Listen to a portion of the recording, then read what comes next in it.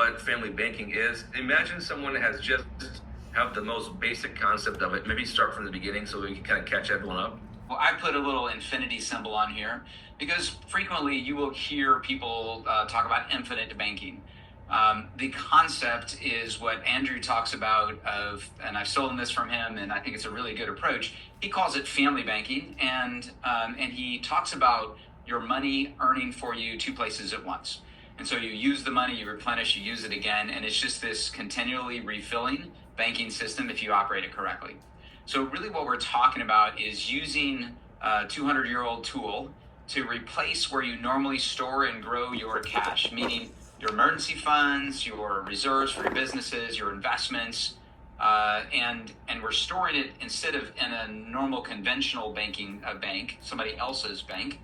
Instead, you're storing it in your own personal bank, which is actually for tax purposes and for efficiency and protection. It is actually whole life insurance.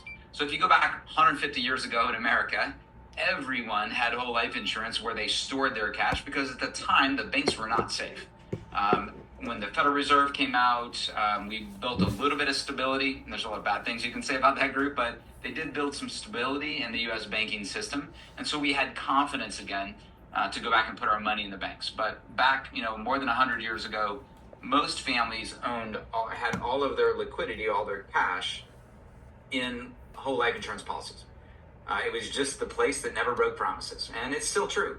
A couple companies we work with have been open since the 1800s, mid 1800s, keeping promises every day. Before I get too far down that rabbit hole, I would like to just really quickly mention, a little bit about my background. So the reason I'm doing this is because all of us, I have a good dear friend who's now a member of Chairman's with me. He's a mortgage lender. I've done 40 some properties, 40 some loans with this guy over the years. And his name's Aaron Chapman, awesome friend. And he always quotes the well-used quote, have you ever heard that experience comes from bad judgment and good judgment comes from experience, right? And so we all have experience, which was like mistakes we made financially or we were around and we've learned from those, right? And those things drive the recommendations we make. So I'll be spouting off to you from time to time about how directly owned residential real estate or any kind of real estate is a really good idea. And getting fixed rate bank loans on those is a really good idea. And that all comes from my own experience. So I would offer and I would caution you that anytime somebody's talking to you, you should understand their background, where they're coming from and why they're saying what they're saying. And then you can better judge whether it's something that resonates with you and your situation. So I'm 54 years old. I grew up on a dairy farm in southern Illinois, 700-acre farm, 100 head of cattle, dairy cattle. I don't ever remember a day where my dad wasn't out milking cows when I woke up in the morning. He would go out at like 3 o'clock in the morning. We never went on vacations that stayed overnight. It's just, pretty high work ethic environment. And as I got into upper middle school and going into high school, it was the late 70s, early 80s. We had gas crisis. We had stagflation. We had inflation for several years in a row, much different than so far what we've experienced this time, and it was considerably higher. And so we were it was really quite a poor time. And farmers had gotten into a bind where we were borrowing all the equity out of our properties every few months to try to sustain and try to survive. And they had these variable interest rate loans on the properties. So you'd get this teaser low rate and then it would ratchet up pretty quickly. And then you'd have to go get a new loan and pull all the equity out. So, I'm going into high school my freshman year. Ronald Reagan is president, and he gives the Federal Reserve Chair, Paul Volcker, permission to raise rates wherever they need to go to stop inflation. And so he broke the back of inflation, but he also broke the back of most families that were out there with these kinds of loans. And so interest rates got to 21%. All of a sudden, we're living in we get foreclosed on. We're living in a worn out trailer on my uncle's land. And I'm trying to run businesses in this little machine shed back here because my dad's health had failed. You can see, didn't live the healthiest lifestyle to begin with. Mom had never had a W-2 job. And so she was trying to figure that out as well and get a job. And so thankfully, about the time that my sister and I graduated, we didn't any longer have to be counted on to put food on the table. Mom had everything kind of under control, and we were headed off to, make a life that wasn't in Illinois. Nothing against Illinois, but I had a pretty challenging situation in Southern Illinois at the time that I wanted away from. So I ran as far as I could, went to the Naval Academy and got a free education there, and my sister got a free education at another university.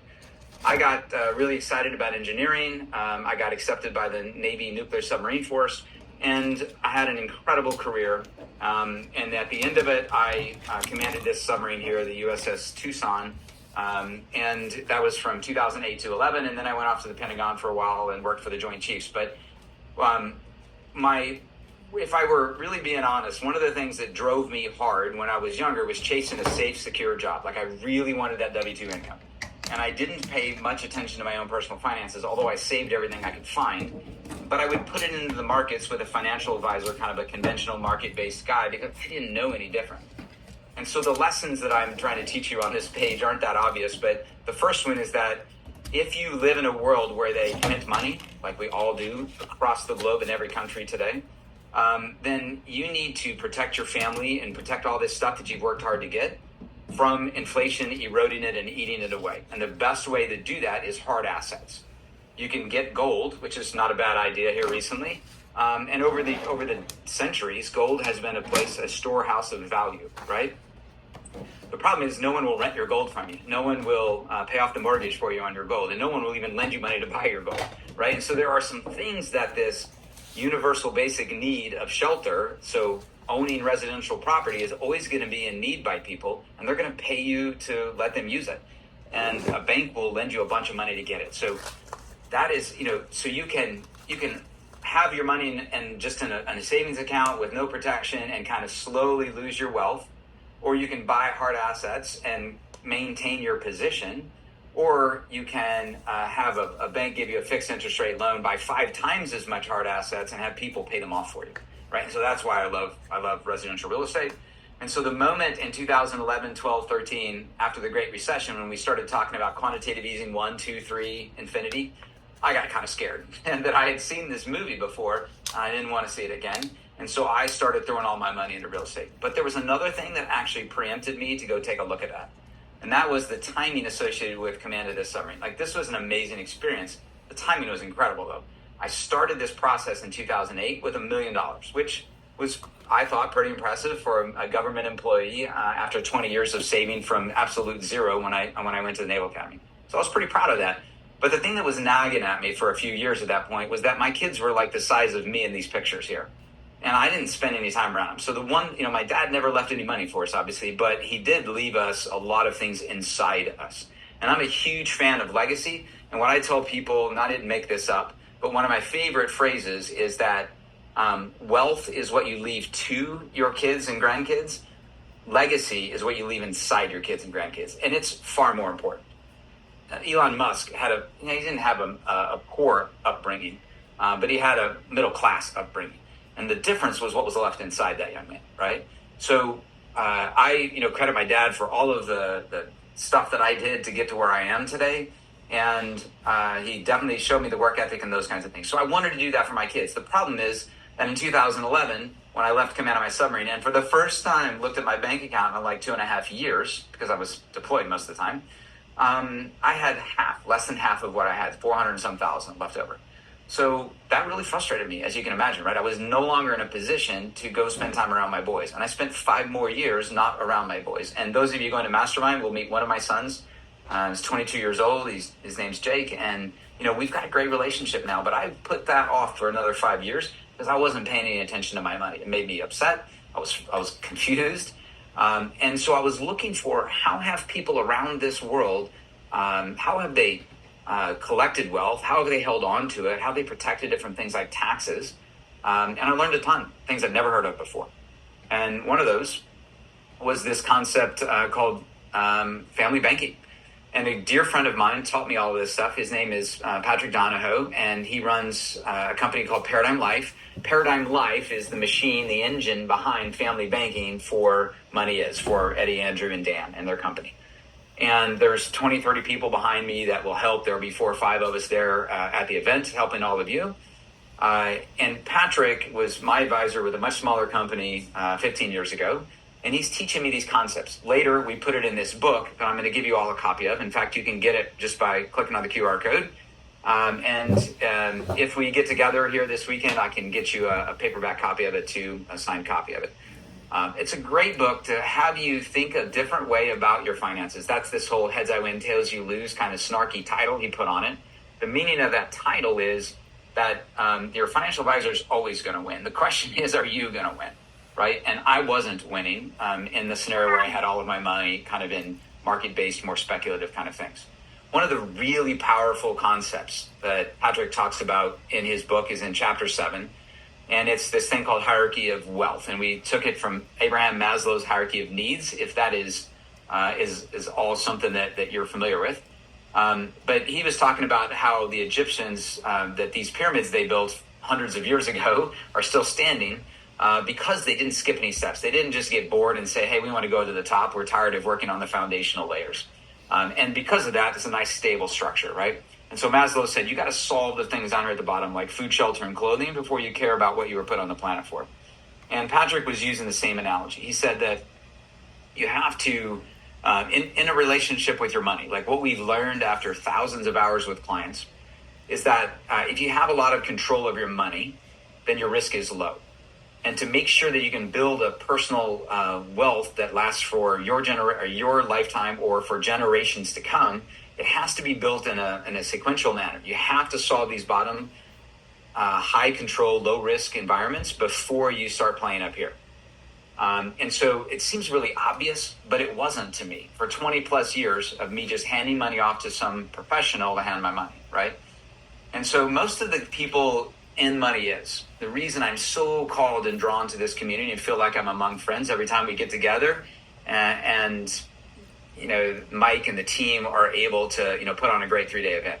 The reason I'm so called to this is because most of the people here are all about controlling your own future, right? You don't want somebody to do everything for you. You feel like, hey, I've got my own business, I'm an investor, I have real estate or whatever, but you are a successful individual who is trying to move forward and move your family forward. You're taking life by the horns, right? I was not doing that. I was only focused exclusively on my job, my career, and that went tremendously well. But I left a lot of things in the dust. I left my family, my relationships, and thankfully they stuck around, but I didn't give them much reason to back then. So humbly, I will say that I learned a lot, and I hope that I can short circuit a bunch of that stuff for you all. So several books I participated in. This one I can get for you. All of them will be available if you just grab it there. I'll have that up again later on too. A little bit more on this hierarchy. So this is pictures from my life. So I'm not saying that everybody would put the pictures in these locations, but I'm just telling you this is what mine were. And then finally, Mike, I will get to like, what is this family bank thing, right? So we'll get to that. So in my world, so Patrick describes this to try to simplify it as having just 4 total layers, tiers. And the top 3 are investments. Those are higher risk than the bottom savings and protection one. And the investments, my definition of investment, just for a quick, simple definition, kind of like Robert Kiyosaki, Rich Dad, Poor Dad, simple definition. My definition of investment is that I send my money off, risking never seeing it again, if I'm being honest. But I'm doing it because I think that I will make it grow faster. It will bring home friends and I can multiply my money faster in an investment than I can saving it. But there's a stark difference, tiers 2, 3, and 4 from tier 1. They have completely different jobs. So the investments, we call them direct, indirect, and speculative. So direct, closest to your chest, are things that you're in control of. And throughout world history, not just in America, but throughout world history, these are the things that have made and sustained wealth. Betting on ourselves, betting on our own businesses, right? So just let's think John D. Rockefeller as an example, Elon Musk, Henry Ford, whoever. They bet on themselves, built their skills, created a business around that, did incredibly well, and then took that money and put it into real estate, and their family still has all this stuff, right? That's just a simple model. They didn't go invest in other people's businesses, lend money to other people. They didn't do that kind of stuff. They focused directly on themselves. And because their level of control and insight is so high, they're successful, right? Indirect investing is got a lot of names today. It's becoming quite popular. I've participated in over 100 different versions of this. I've got plenty of experience in it, plenty of it bad and some of it good. Well, I would say plenty good, right? Plenty good and bad. But I've learned a lot.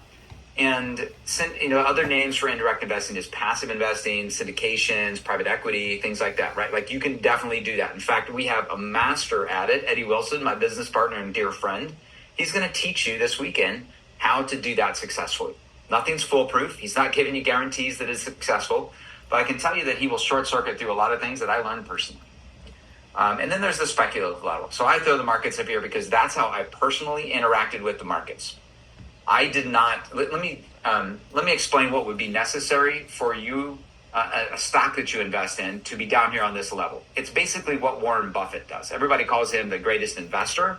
The guy's a genius, but I wouldn't call him an investor. He's a business owner.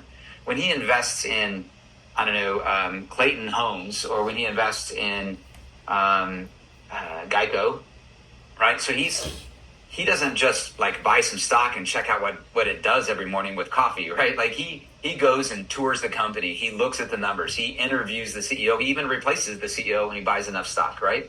And so he's like running the business. But what I was doing is pointing and clicking, or letting my money come out of my paycheck to some advisor I'd never met, and he gave it to the guys who ran mutual funds, and they gave it to thousands of companies, and they did stuff with it. I didn't know what they were doing with it, right? I wasn't checking up on the company. Wasn't going to the department head meetings and the board meetings, right? So if Collective Influence issued stock, I know a lot about Collective Influence. I could probably participate at this level with them, but Mike would be participating much further down here, right? And Eddie and Andrew are way down here because they're owning it. They're actually making the decisions. Mike would know about those decisions because he's going to the meetings, right? And so it's just our relationship with our money in these different situations.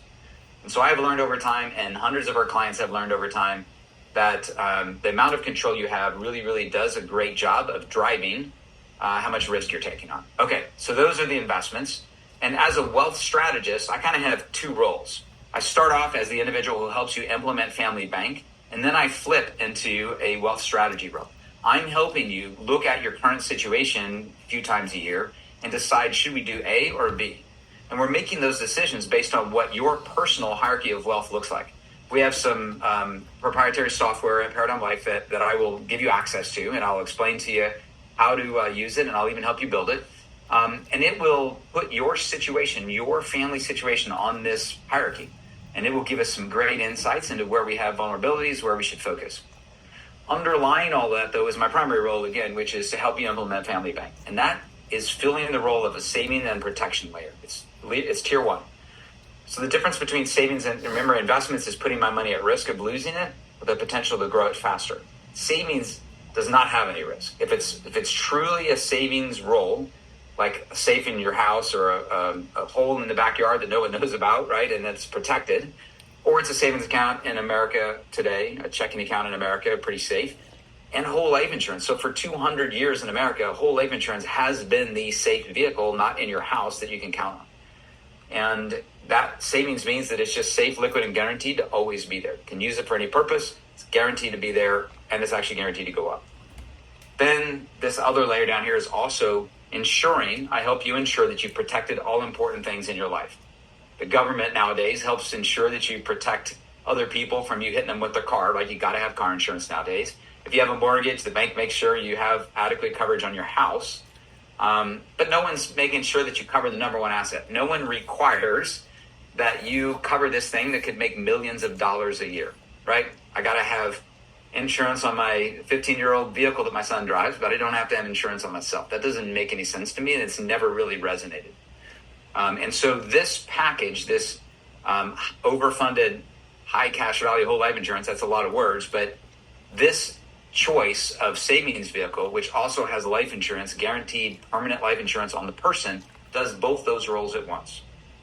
All right. And so that's the role that it fits down here. It's not an investment. It's silly to compare the growth of the life insurance policy to the growth in your real estate or your business or the markets, right? It's a different tool, completely different tool. I would compare it to your savings account all day long. And that's really what it's doing, is trying to replace and be more efficient than that tool. And so Andrew and I will often talk about Family Bank with two different connotations, and it's a bit confusing for people. The exciting connotation, if you have a family, is I'm building this irrevocable trust, legacy trust structure where the family is going to be able to borrow against our own banks to improve our own wealth, and we can do it in a very tax-protected environment. That's really cool. but think about how our grandkids and great grandkids will be, commenting that, I really appreciate great grandpa Gary, building that family banking system, that family legacy, right? Pretty cool. But the other terminology for family bank is the more building block aspect of it. And so because of that, I will often personally refer to, hey, wealth maximization account. Those are the blocks that create the family bank structure, right? So there's a bunch of family policies or banks inside this full structure. That's a little, using the same word for both the full solar system and the little guys is a little bit confusing, but I'll help you work through that. All right, but the idea is that, again, it's the infinite idea is that you can access the capital by borrowing against it, put it in and having it grow in the background as collateral, never changing what it was doing before, still providing the protection and everything. And then you can access it and you can put it to work in something else, right? So I can borrow against my policy, buy a real estate property, I could start a business, get cash flow from these, even invest it up here in the private equity world, get cash flow from it there.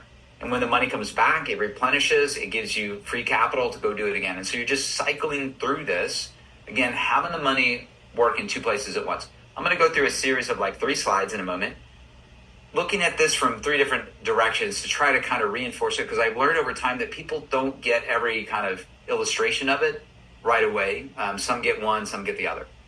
All right. So what is family banking then? Well, it's a cash management system, right? It's a replacement for where you store and grow your cash at the moment for your business, personally, for in upcoming investments, large purchases, things like that. It's the foundation, right? We talked about that.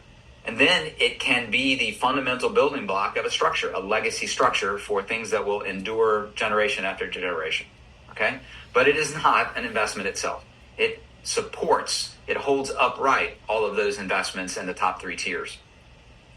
Okay, so sometimes you'll also hear it called the AND asset. And the reason, again, is because of what Andrew talks about, which is that your money can grow in 2 places at once. And so with some motion here, I'll try to reinforce that concept. So let's say we have this much cash in our banking system and we go get a doodad. That's what Robert Kiyosaki calls you purchase something that doesn't cash flow for you, right? This is not my favorite choice, but we'll go with this one for now, right? And so let's say you want to go on vacation or buy a new car and you have cash in here. So you pledge some of it as collateral. So I didn't take this money out. If this was my checking account, I would have had to take it out and it would no longer be growing. Right? And in this case, I just pledged this stuff as collateral right here. And then I start making payments back. So now I have 2 choices. I either pay back my checking account, like refill it, or I pay down the loan I had against my policy. Either way, I got to make payments, or actually, in neither of the choices are you required to make payments. That's one of the things I want to make clear. You do not have to repay this loan, ever. And you don't have to refill your checking account. But if you ever want to do anything in the future, you probably want to, right? So in both cases, we're really doing the same thing. Borrow against the policy or dump the checking account and then make payments to get them back to where they were, okay? What happens, though, when you make the payments into this instead of the checking account is that you realize it's bigger than it was when I started. Because in the background, it was growing without tax at that 4 to 5% rate, okay? Same thing again, but this time we're going to do something to cash flows. Right? So in this case, we start right here where my cursor is, and we borrow against it. Again, we're about this level, right? And so when you use the cash flow from the asset to pay it back, same thing happens. It's now bigger than it was before. Maybe a little bit different view. Many of you know Dave Ramsey, right? Very popular guy in the finance world, right? He's works with kind of middle class, blue collar, mainly are his audience, although Dave would tell you that everybody's his audience. Everybody needs to hear his message. And I would say that maybe at some point in our lives we need to, but those that are in money do not need to hear that message. And here's why. He talks a lot about how credit, interest, debt can eat you alive. The compounding interest can work against you and it can take you out. It can put you into bankruptcy. That is absolutely true. I do hope that no one is in that situation and decided to join money. But if you have, I'll help you get through it. What I mean by that is like this situation is evidence that you may not respect your money. You may not understand or value what it can do for you if it's working for you. So we'll help you through that if you're in that situation. I don't think we have that many here, right? You all are, you got control over that situation and you're looking to move upward, not, save yourself, right? So he will say, listen, you need to get to cash only. This is like telling an alcoholic, you need to take all the alcohol out of your house and never drink it again, right? Good advice for somebody who's addicted to credit like this, right? But that's not the advice. That's not the graduate level. For those of us who don't have this problem, there's another side to this, and that is the graduate course says, yes, you're right. The numbers confirm that compounding numbers working against you will eventually consume you. But guess what happens when they're working for you? And that's what infinite banking, or that's what family banking does. You can save into the savings account, or you can save into the policy, and at the 5-year point or so, there's as much in both those accounts. And if you borrow against them, and I don't want you to get from my comment there that you don't have access right away. You do. In the first month, you have access to the capital, right? But you have a little bit less access than you would in the checking account, and I'll show you that in a minute, right? But by year 5 or so, you have basically they're exactly the same.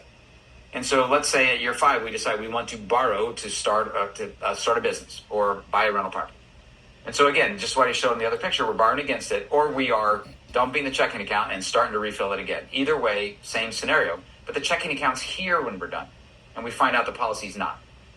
And then when we do it the second time, oh my gosh, compounding really does work. It's starting to spiral upward, right? And so this is what the wealthy have done for 150 plus years in America.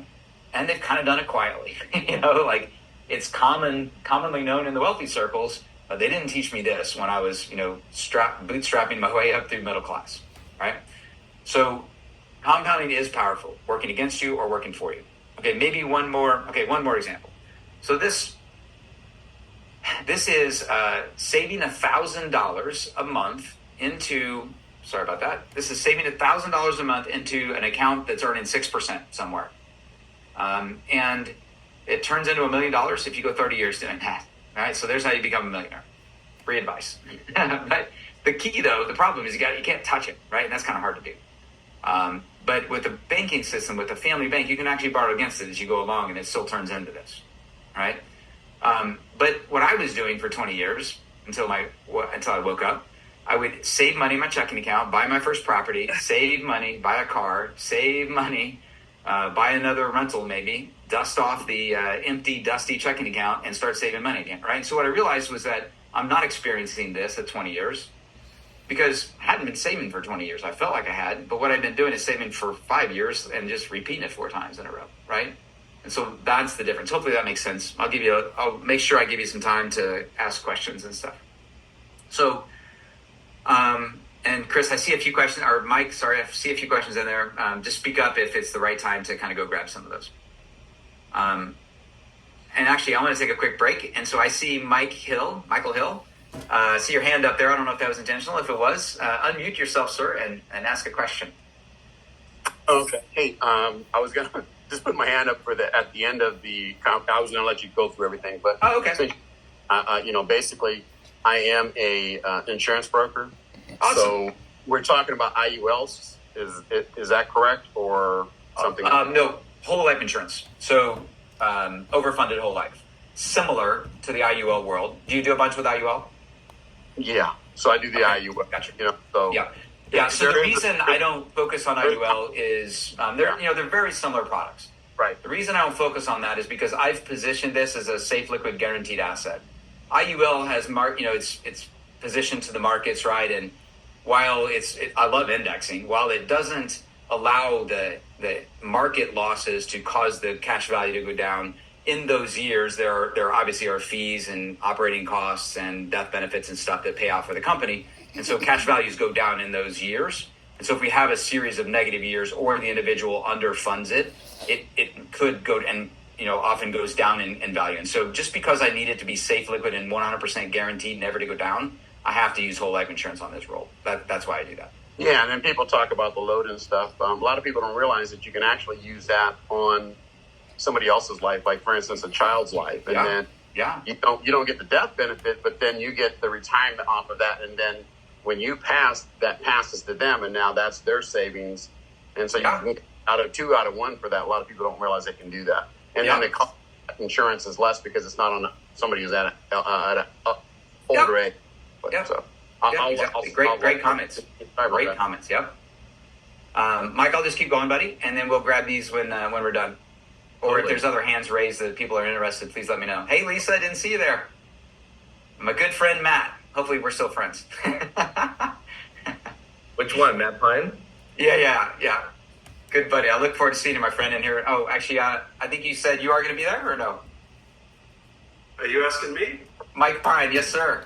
I will be there. All right. Awesome. Cool. Yeah, so for everyone you're intrigued by this, Gary comes to all the masterminds. He'll have a big booth in the lobby with. Is your team coming as well? Usually, Yeah, I think there'll be 5 of us there to this round. Yep. He already hard closed me into a deal, so I'm sold on him. Awesome. That's great to hear. But So there's one endorsement. That's the only one I'll get to this weekend, but one endorsement. And then Sandy has a question for you. Oh, go ahead.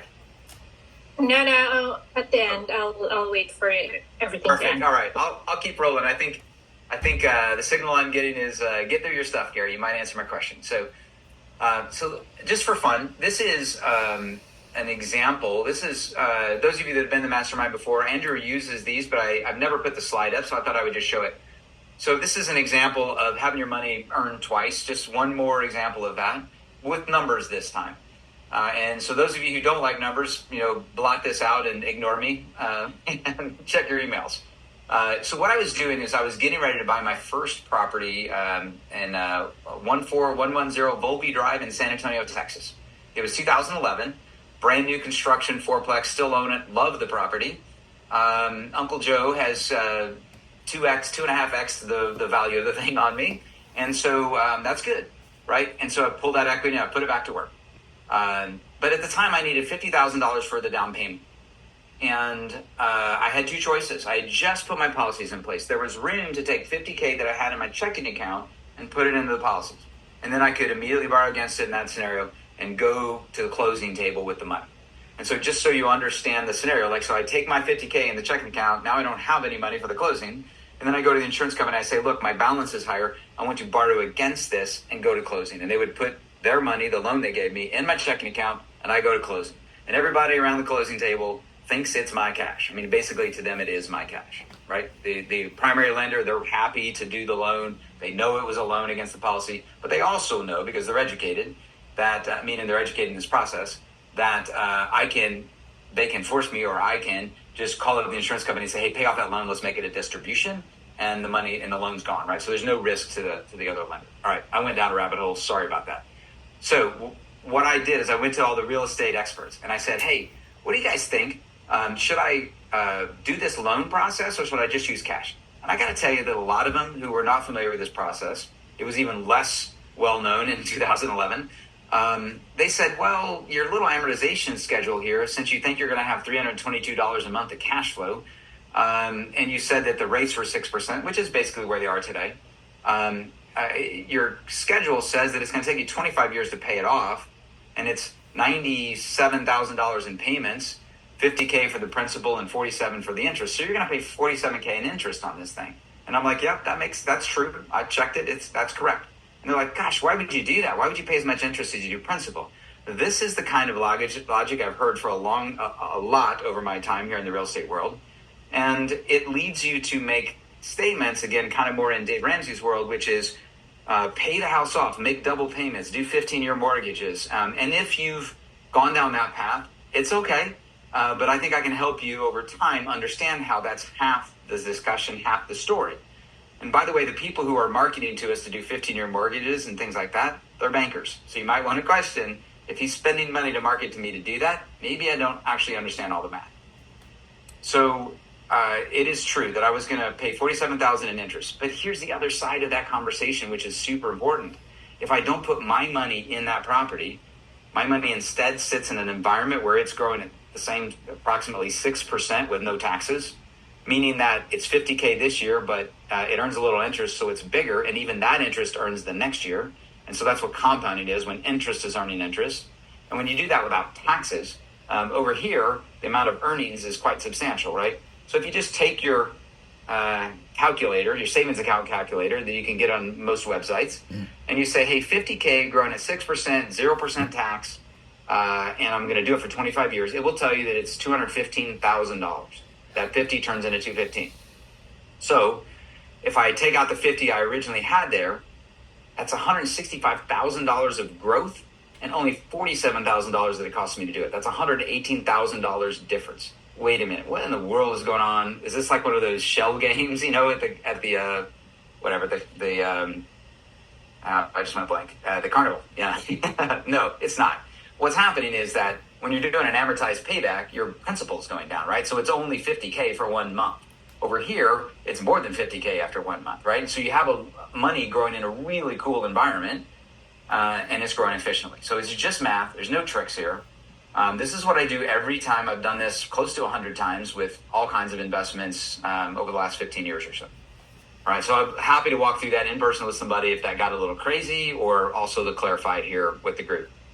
Okay, so what are the keys to success? Well, it has to be, you know what, I'm going to skip this one. Do I want to skip this one? It's really the same thing that's coming up on another slide. I forgot to get rid of one of them, so I'll come back to that in a second. So what I do when I get together with you in person is I help you understand how do we take this whole life insurance product and get rid of all of the drawbacks and optimize the benefits of it, right? It's making it operate more like a cash banking system than just a life insurance policy. Because you'll hear about things about drawbacks of whole life insurance, right? You'll hear that it's not accessible, that the costs are higher, the fees are higher, something like that, right?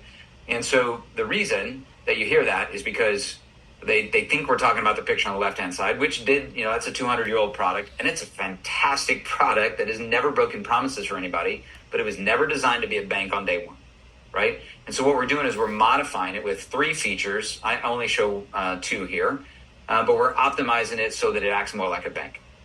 And so the product that we're creating is one where you have access to 70 to normally 75, maybe 80% of the money in the first month that you have the policy.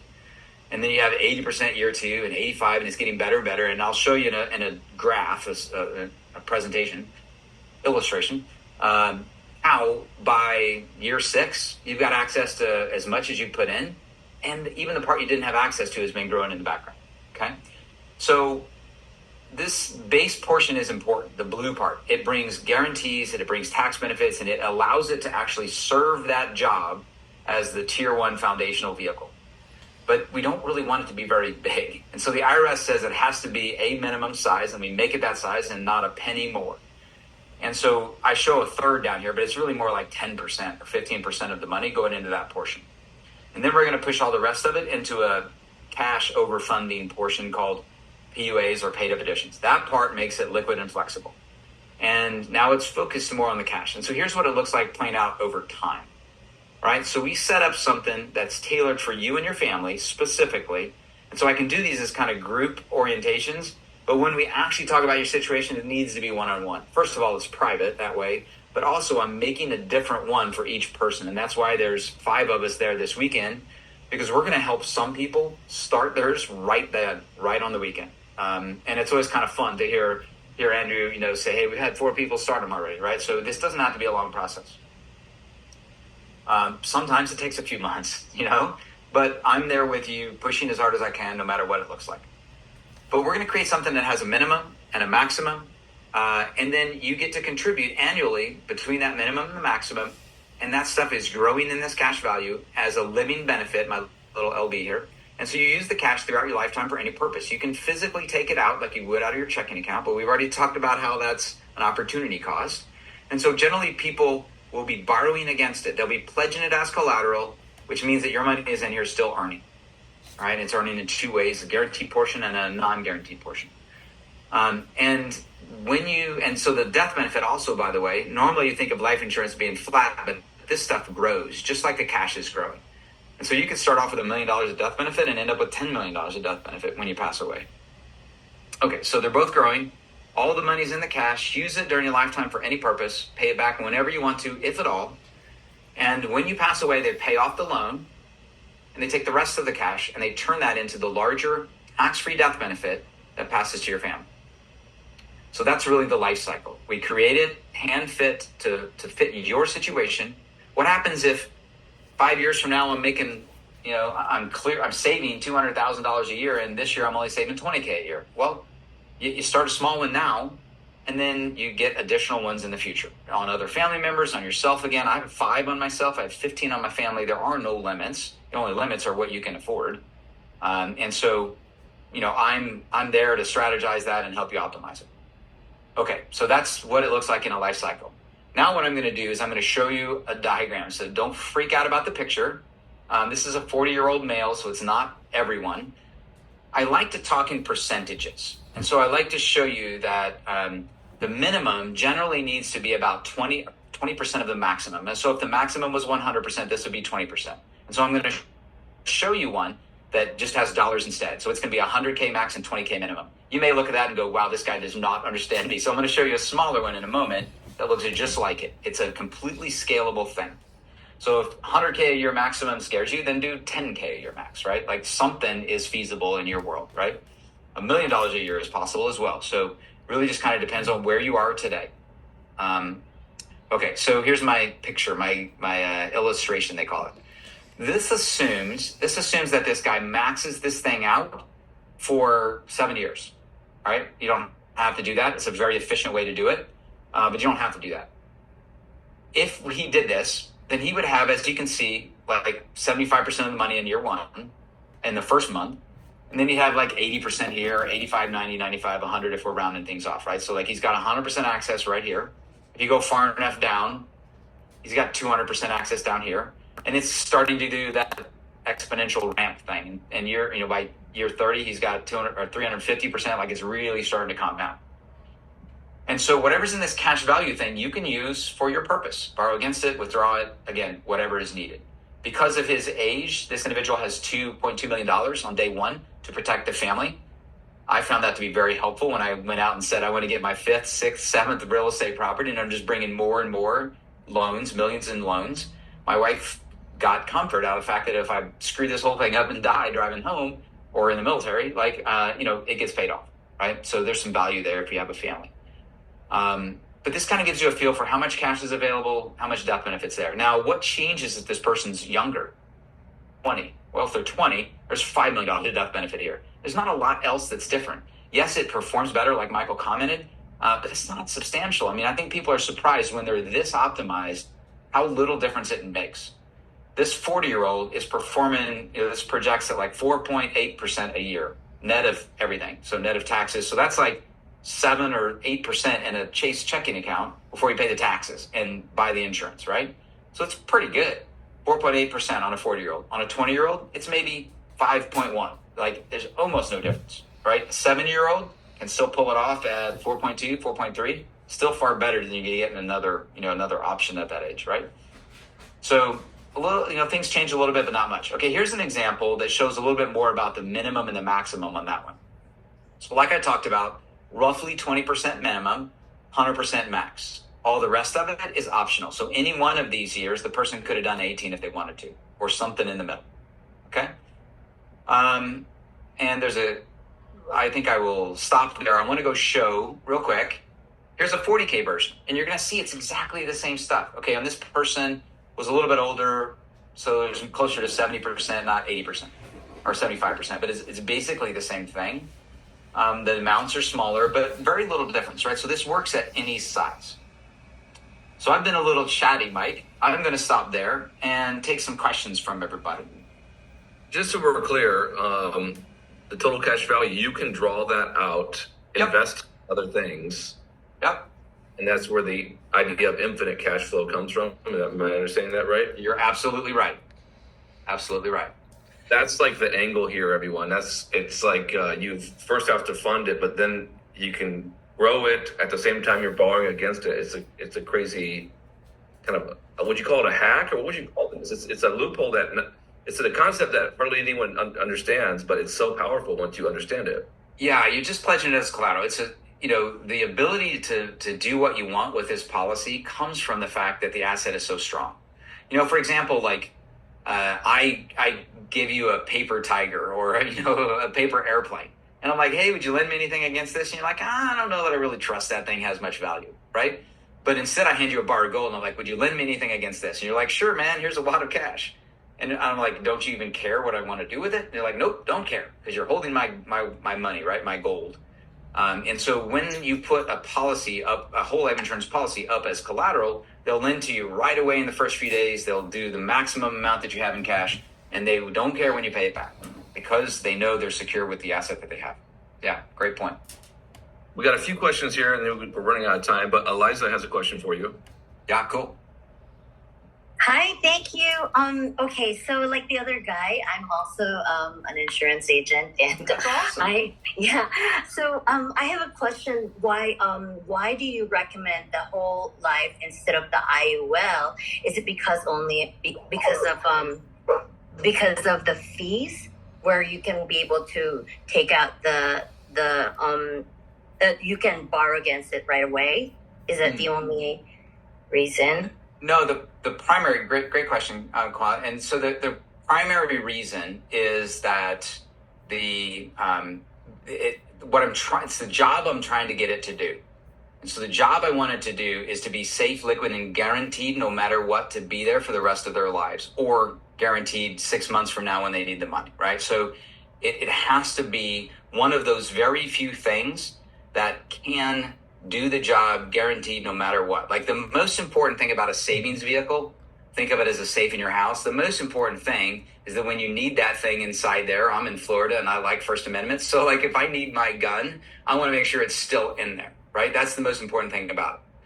I don't care what the gun safe costs me. I don't care. Anyway, so like, if you're putting cash in there, you want to make sure that it's going to be there, right? And so safe, liquid, guaranteed things, there's not many of them, right? There's U.S. banks today because they have FDIC protection. There's life insurance companies, whole life insurance policies that date way back to the 1700s. And then there's things that you personally own, right? Like Fort Knox and in a safe. So it's only because universal life insurance does not guarantee that the money doesn't go down. It's an investment. It's a market kind of focused approach to grow faster, but taking that deciding you want to grow faster means that you also absorb the fact that it can go down to zero. My father-in-law's universal life insurance policy at age 76 defaulted completely. He saw it coming for 20 years. He was not in a position to fix it. But because of what he chose to contribute in those early years, he couldn't save it. Does that make sense? Yeah. Okay. I have two more questions. How do you get to be able to get coverage to get at that $100,000 max? Oh, how do you have enough money to put in like that? Yeah, because not everyone is going to get qualified. No, of course not. Right. And so that's why I wanted to make sure it was clear that you could contribute at $10K a year max. And it's just totally scaled down. So $1,800 a year minimum, $10K a year max. Okay. $10K a year minimum, $50K a year max. Like, it's completely scalable. That's why I showed the 40K version. Awesome. And do you have a specific carrier that you would? Yeah, I work with about 20 of them, but primarily I would say that I work with the biggest and the oldest. So Mass Mutual, New York Life, Penn Mutual, One America Corporation, Northwestern Mutual. So the really big mutual companies. Mutual is important in this world because you get the dividend, right? The dividend is a return of company profits to the owners of the policies that otherwise at MetLife would go, or Prudential would go, to the shareholder of the company. Yeah. Awesome. Thank you so much. I really, really love this topic. Of course. Yeah. Awesome. Question. Well, we'll have time for one more, and then if you're going to be at the mastermind, Gary will be there. Also, I'm going to book Gary back on the call in a month or two. So he's a regular guest. If you're new, we'll have lots of time to connect with him. If I don't get all your questions, I do apologize. Dude, I would normally say, Micah, that I have to go to my next event, but Dr. Joey Chung is on this event or on the mastermind, so I can spend a little time with him while we're here. So awesome! I look forward to this question. So one more question, and then from Koa, we'll give it to him.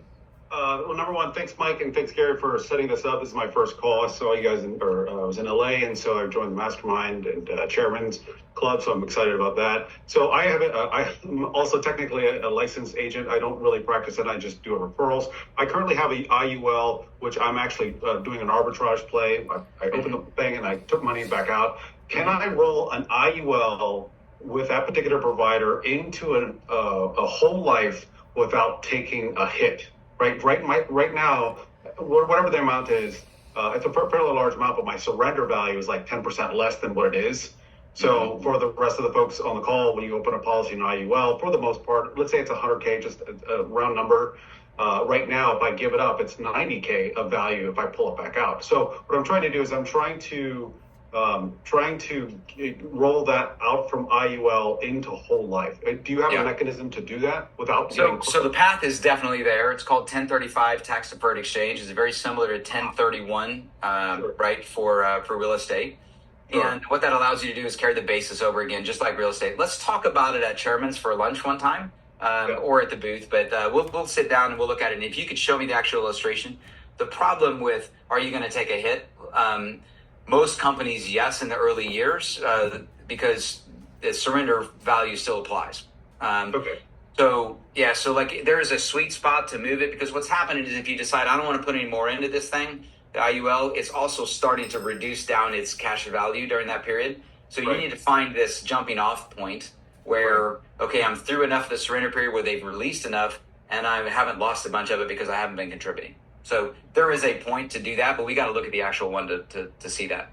Okay, great. Thank you so much. I won't be at the next event, but I'll be in Utah, so I'll do that. Cool. I can't promise this, but what I'm hoping to do is to get like a nice kind of field trip kind of thing at some point. Maybe it's between the events, not to take away from Impact Others. I'm a huge contributor and lover of Impact Others, and there's an awesome event on the 19th that night there. But somehow I'll figure out a way, even if it's just one-on-one, to get people who are interested to go over and see our complex there at Paradigm Life and so on. Should I plan to come in a day early then? Is that what you're saying? Is it going to be a day event? So you tell me when I'm supposed to come and I'll reach out to everybody on Chairman's and let you know. Once I've worked it out with Eddie and Andrew, I don't want to like cross paths with what they're planning. Yeah. Okay. We're right there. And by the way, Grand America Hotel, phenomenal. Anybody who doesn't go to that one, crazy. It's awesome.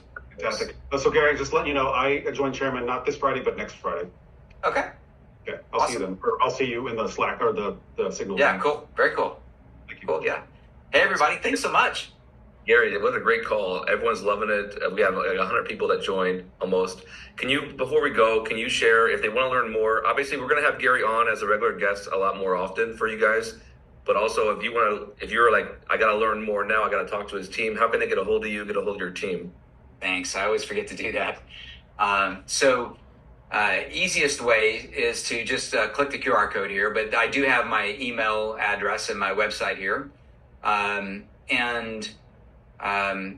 also wanted to just mention quick two things. So my passion is this podcast on the left-hand side over here. So it's agency. It's called Gary's Gulch. If you've heard of Ayn Rand and the book Atlas Shrugged, you will immediately get it. Otherwise, it's going to sound really weird.